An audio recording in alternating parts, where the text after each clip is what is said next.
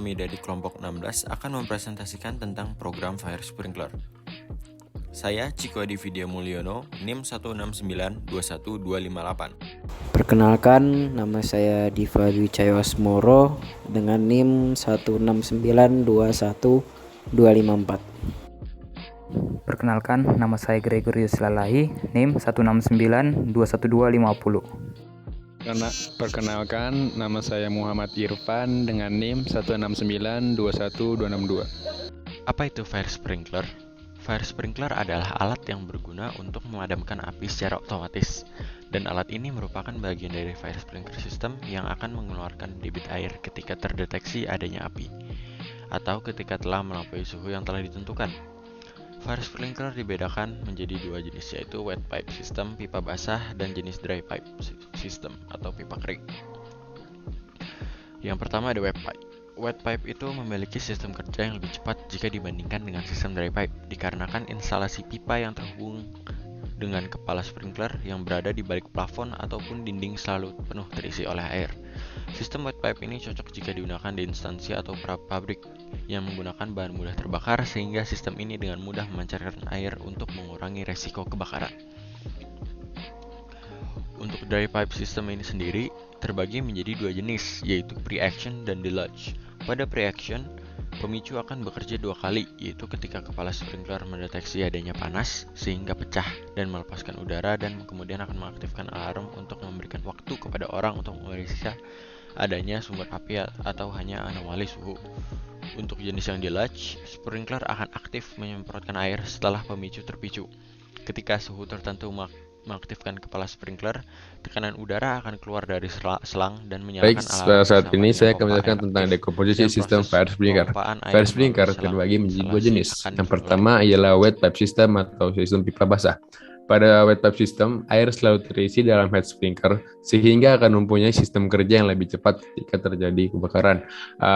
Ketika sensor mendeteksi suhu tinggi, head sprinkler pun langsung memancarkan air. Pancaran air yang keluar mengaktifkan alarm peringatan secara otomatis. Secara bersamaan, pompa juga akan aktif menekan pasokan air dari penampung air.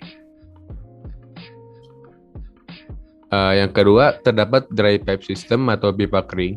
Pada dry pipe system sendiri terbagi menjadi dua jenis. Yang pertama ialah pre-action system. Pada pre-action system, head sprinkler berisi udara dengan tekanan yang tinggi bertujuan untuk memompa pasokan air. Ketika sensor panas aktif mendeteksi suhu tinggi, head sprinkler pun aktif lalu pecah. Pipa akan melepaskan udara yang selalu terisi di head sprinkler. Alarm peringatan pun menyala guna untuk memastikan apakah benar terdapat sumber api atau hanya sebatas kenaikan suhu dari aktivitas ruangan. Jika setelah 1 menit tidak ada konfirmasi, maka fire sprinkler pun akan memberikan pemicu kedua untuk melepaskan air. Yang kedua ada deluge system. Pada deluge system, head sprinkler berisi udara dengan tekanan tinggi yang bertujuan untuk memompa pasokan air. Ketika sensor aktif dan mendeteksi suhu tinggi, head sprinkler aktif lalu pecah. Pipa melepaskan udara, dan terakhir alarm menyala dan secara bersamaan pun menyalakan pompa air dan memulai proses pemompaan. Baik, di sini saya akan menjelaskan deskripsi simulasi sistem kerja dari Fire Sprinkler. Nah, untuk input yang akan masuk dalam sensor Fire Sprinkler adalah suhu lingkungan. Di bagian proses, ketika suhu lebih besar atau sama dengan 68 derajat, maka sensor suhu akan mendeteksi terjadinya peningkatan suhu di atas normal. Selanjutnya, katup kendali terbuka, sehingga pressure switch yang menciptakan tekanan dalam jaringan instalasi pipa aktif. Tekanan tersebut kemudian mengaktifkan pompa. Maka output yang keluar adalah ketika pompa air aktif, air akan mengalir menuju titik sprinkler yang akan memancarkan media air ke berbagai titik sumber kebakaran. Flowchart ini kita mulai dengan input temperatur, luas bangunan, dan nama gedung. Input temperatur kita dapatkan dari sensor, luas bangunan, dan nama gedung dapat kita input sendiri. Habis itu kemudian akan berlanjut ke bagian loopingnya. Jika temperatur memenuhi syarat di atas 68 derajat Celcius, maka akan berlanjut proses programmingnya. Jika tidak, maka langsung memberitahu bahwa si suhu itu berada di suhu yang normal, tidak terjadi indikasi adanya kebakaran. Berlanjut ke jumlah fire sprinkler sama dengan round dari luas bangunan dibagi 50. Berlanjut lagi ke kebakaran ringan. Kebakaran ringan ini terjadi jika luas bangunan di atas 0 dan di antara 0 dan di bawah sama dengan 72 meter persegi. Jika hal ini benar, maka akan berlanjut menggunakan debit air yang dengan nilai 2,25. Jika salah, maka akan berlanjut ke kebakaran sedang dengan luas bangunannya itu kurang dari 160 dan lebih dari kurang dari sama dengan 160 dan lebih dari 72. Jika hal ini benar, true, maka akan menggunakan debit air yang sama dengan 5 dan jika hal ini salah akan berlanjut ke hal berikutnya yaitu kebakaran berat. Kebakaran berat ini luas bangunannya itu dia lebih dari sama dengan 160 dan kurang dari sama dengan 250. Jika hal ini benar, dia akan menggunakan debit air yang sama dengan nilai 7,5 dan jika hal ini salah, jika tidak termasuk ke dalam kategori tersebut, maka dia akan menggunakan kebakaran sangat berat, yaitu jika luas bangunannya berarti dia lebih dari 250 dengan langsung menggunakan debit air sama dengan 12,5. Berlanjut lagi menggunakan rumus total debit air yang keluar itu sama dengan jumlah fire sprinkler dikali dengan debit air yang digunakan per kebakaran. Jika kebakaran ringan tadi menggunakan 2,25, kebakaran sedang menggunakan debit air 5 dan kebakaran berat menggunakan 7,5, kebakaran sangat berat menggunakan 12,5. Berlanjut lagi untuk rumus dari loopingnya itu temperatur sama dengan temperatur -1 karena kita ingin menurunkan suhu tersebut, maka kita menggunakan proses tersebut. Habis itu F print F output yang kita temukan akan menampilkan status penurunan suhu dan total debit air yang keluar. Bakal berlanjut terus while temperatur jika masih di atas 68 dia akan melakukan looping lagi. Akan melakukan looping lagi dan jika sudah di bawah 68 maka dia langsung akan selesai. Gitu. Baik, saya akan menjelaskan pseudocode. Untuk pseudocode kita menggunakan while untuk menghasilkan bentuk perulangan saat input bernilai benar dan berhenti ketika input bernilai salah. While suhu lebih besar sama dengan 68 derajat, terjadi bentuk perulangan kondisi suhu sampai batas normal. Print suhu dalam derajat Celcius untuk menampilkan suhu, print katup terbuka untuk menampilkan katup terbuka, print pompa aktif untuk menampilkan pompa aktif, print air terpancar ke sumber titik kebakaran untuk menampilkan air terpancar ke sumber titik kebakaran. Print debit air yang keluar sama dengan C liter per menit, di mana C adalah debit air total, maka akan menampilkan debit air total yang keluar dari fire sprinkler. Lalu diakhiri dengan N. Fungsi debit total yaitu C sama dengan A dikali B. A sama dengan debit air tiap fire sprinkler. B sama dengan round luas bangunan dibagi 50. Mana B adalah jumlah fire sprinkler. Round di sini adalah hasil bagi antara luas bangunan dengan 50 yang berbentuk bilangan bulat. Lalu, if suhu sama dengan 67 derajat, maka kondisi di mana suhu berada di batas normal. Print suhu dalam derajat Celcius menampilkan print suhu berada tepat di batas normal menampilkan suhu berada tepat di atas normal. Print katup terbuka menampilkan katup terbuka. Print pompa bersiaga menampilkan pompa bersiaga. Print air tidak terpancar ke sumber kebakaran menampilkan air tidak terpancar ke sumber kebakaran. Lalu diakhiri dengan N. Selanjutnya, if suhu lebih kecil sama dengan 66 derajat, maka kondisi saat suhu berada di bawah ambang batas. Print sistem pemadam api menampilkan sistem pemadam api.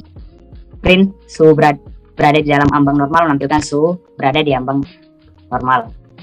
Print tidak ada indikasi terjadinya kebakaran menampilkan tidak ada indikasinya terjadi kebakaran.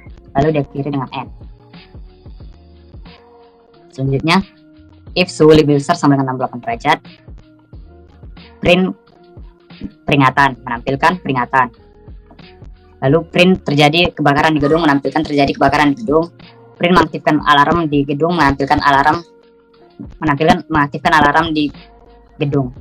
Print mengaktifkan audio peringatan evakuasi di sekitar gedung menampilkan mengaktifkan audio peringatan evakuasi di sekitar gedung. Print sistem mempersiapkan proses pemadaman api.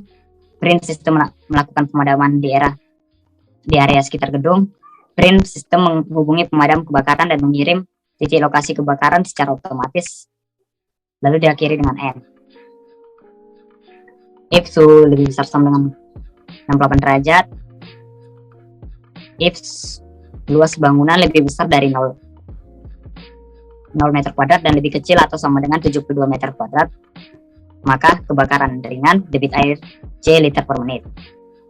Else if luas bangunan lebih besar dari 73 meter kuadrat dan lebih kecil atau sama dengan 160 meter kuadrat, maka kebakaran sedang debit air C liter per menit.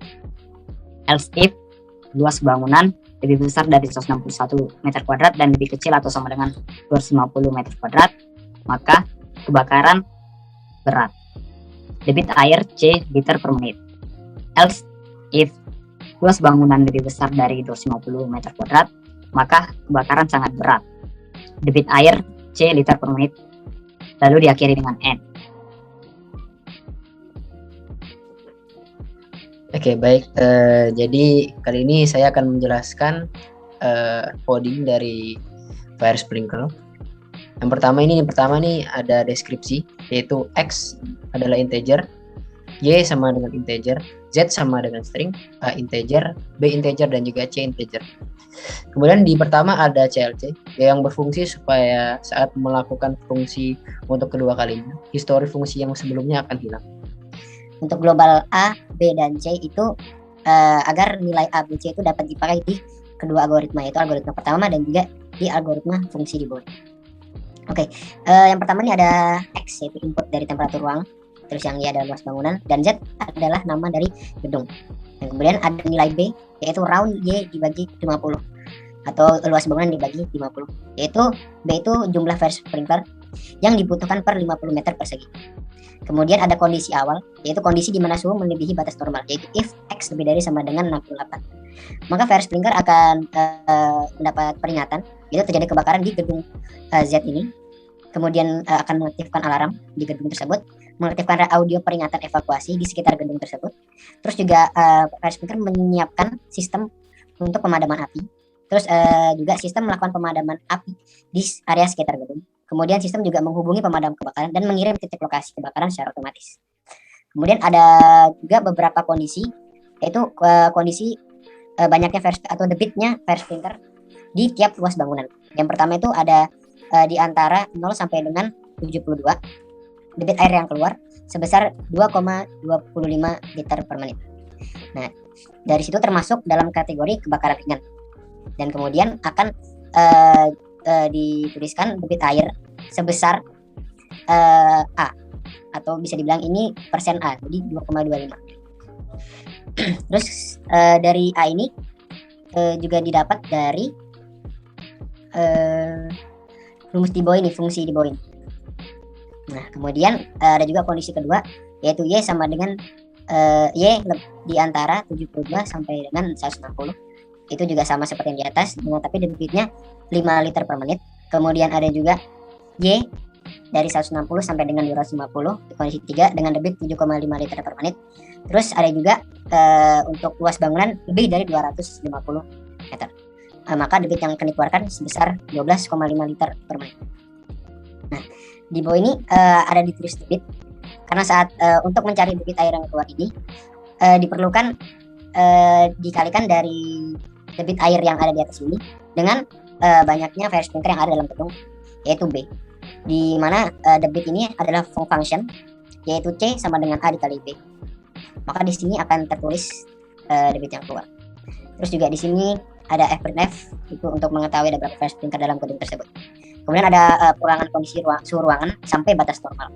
Jadi while saat X lebih dari sama dengan 68, maka akan di print suhu yang terjadi, terus katup akan terbuka, pompa aktif, air terpancar ke sumber kebakaran, dan juga di sini ada debit air yang keluar, yaitu didapat dari sini function ini. Oke, selanjutnya